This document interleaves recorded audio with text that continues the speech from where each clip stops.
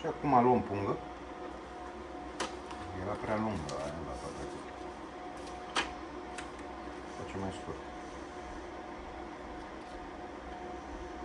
Și o tăiem. Facem sil. Da?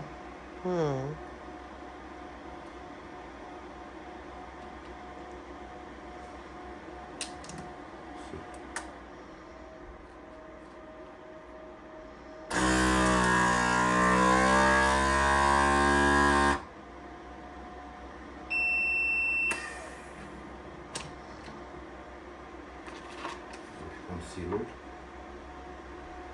băgăm tura,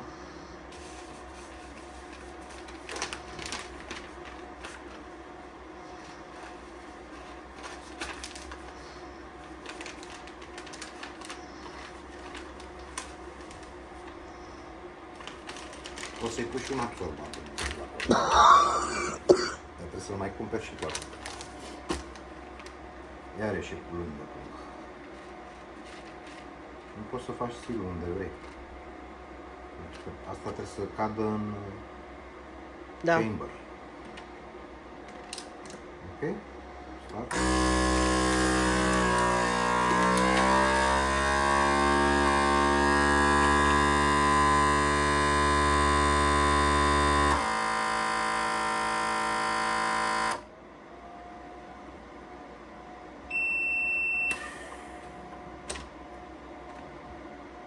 Luăm îngulița, o inspectăm și tăiem excesul, dacă vrem.